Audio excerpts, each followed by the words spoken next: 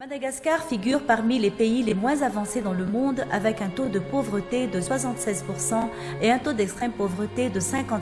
Vitanao ve ny mitondra vahaolana mikasika ny zavatra mahavaivay ny malagasy dia ny herinaratra. Io na ny opérateur économique na ny olon-tsotra isa-tokantrano dia samby sahiran-tsaina amin'ny resaka herinaratra zany na ny vidiny zany na ny rano sy fisotro zany satria ny eto-Antananarivo ary dia bebe ny olona mbola matsaka. Fa manaraka an'izay ianao ve afaka mametra paikady ahafahana fe fitanga ny vidim-piainana farafakely mba tsy sondrotra intsony na tsy resaka afa-tsy ny solikarytsika. Fa ny maika amin'izao fotoana izao dia le hoe ahoana ny resaka délestage za koa dia milaza fa raha izany filoham-pirenena volana vitsivitsy efa zatra n'le telo moa dia le telo voalaza koatran'izao le telo herinaratra telo volana tsy telo taona kosa tsy telo taona kosa aloha e fandeha ataoko hoe telo volana eo telo volana na mihoatra kely dia hovavahako resaka délestage maneranao ny olona am'izao fotoana era vaovao telo na enim-bolana ary farafatarany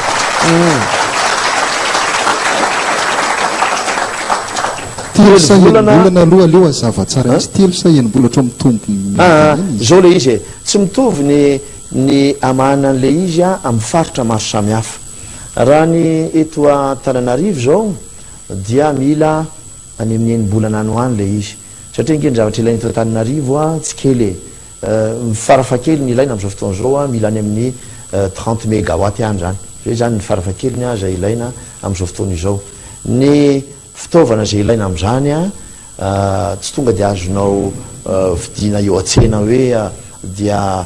vidiko tia na dia misy aza ny vola dia tia atsangako tia dia rahampitso dia mitsangana fa mbola mila alaminy zany zavatra zany mila anoany amin'ny enim-bolana any zany. Fa lainy faritra hafa kosa zay kely noho izay dia milaza ako fa raha ao anatin'ny telo volana dia ho vitako ny anao an'izany. Nazava tomy masoandro be lohataona na tomy jiro elektrika zany fampantenana zany telo volana fa tsy telo taona kosa hoy ny filoha kanjo indrisy fa fampanantenana napiditra amin'ny malagasy tao anatin'ny inspito tanteraka zany délestage lavareny adiny 2 adiny 4 adiny 8 eny andro sy alina mihitsy aza saika manerina ny nosy indrindra fa mifanindran-dalina tamin'ny fatapahan-jiro fatapahan-drano lavareny koa voalaza fa ny rano aina ary ny jiro ery saingy ny fandimby-tapaka na ny ara-tapaka ny rano sy ny jiro tsy misy aina ary tsy manan-kery intsony ny malagasy noho ny tsy fahombiazan'Andriamatoa Hery Rajaonarimampianina. Tsy tanteraka telo volana ilay fampanantenana tsy tanteraka na telo taona aza ary tsy hoe tsy foana fa vao maika aza ny tombo izay tsy izy zany potika amin'ny fiainana malagasy potika amin'ny fivelomana potika amin'ny fiarahamonina any amin'ny ainy malagasy sy ny marary azy mihitsy ny voadona ka very fanambola velona tanteraka ny malagasy. Tamin'ny fivorinana antemeram-pirenena farany teo ny volana oktobra 2012 dia nanambara Andriamatoa Prime Ministre solona andrasina Mahafalo Olivier na ny marina kokoa dia nanome baiko fa hatsatra tanteraka ny délestage. Eto Antananarivo renivohitra Madagasikara tsy tokony ahitana zany délestage zany omaly dia tena nienjana ary napa-kevitra mihitsy tena mitompona ndraiky isanisany ataovy ny fomba rehetra tsisy délestage tsony eto an-tampon-tanàna Antananarivo. Vitanareo amin'izany fa misy ny fahasahina indray andraikitra tsisy iny zany délestage tsony fa sahako milaza aminareo fa dingana lehibe no efa vitatsika hatramin'izay ka hatramin'izao na tamin'ny ady atao amin'ny lafiny tsy fandriampahalemana na ny ady atao amin'ny resaka délestage araka ny tenenao na ny ady atao amin'ny resaka hoe fiakaran'ny vidin-javatra betsaka ny efa natao ary ny haiko koa ny gouvernement tateo fa mbola betsaka ny asa miandry.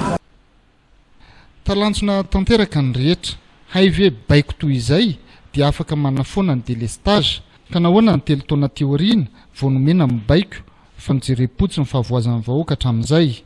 sa sary mihetsika fotsiny ny baiko iny mba natao hampandrinadrisan'ny vahoaka.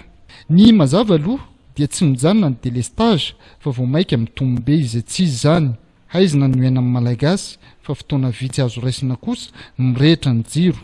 toy izany koa ny rano toa efa famonoana mianatra mirehetra matalanjona dia na eo aza ny délestage sy ny fatapahan-drano lavareny tontolo andro dia tonga somatsara trany ny fakturany jirama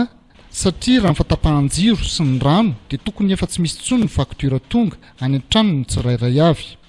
ny fahagagana faharoa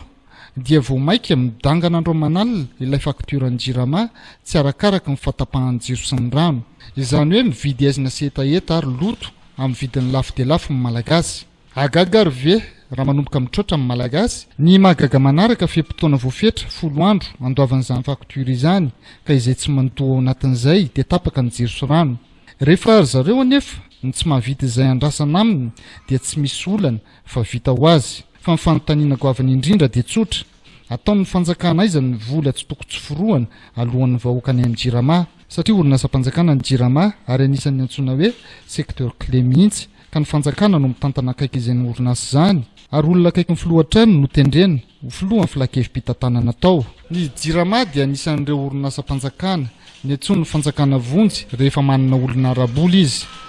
toy ny fandoavana ny karama-mampiasa-panjakana izany taty aoriana dia nataon'ny mpitondra sasany ho toy ny omby vavy-bernono ny jirama tahaka ny orinasa knaps ny orinasam-panjakana hafa tao amin'ireo orinasa ireo no nandrofa ny mpitondra sasany vola izay amin'iny posy dia nitranga ny délestage navely ny vahoaka no ny fitiavan-tenan'olombitsy agaga ve ary raha manomboka mitroatra amin'ny malagasy satria aloalika ny ranombary ary misy fetra ny fandeferany ka ireny manomboka mitranga tany amin'ny faritany ary izao manomboka miseho eto andrenivohitra izao ny atezeram-bahoaka tsy mahazanky intsony ny tsirariny. Madagascar figure parmi les pays les moins avancés dans le monde avec un taux de pauvreté de 76% et un taux d'extrême pauvreté de 56%.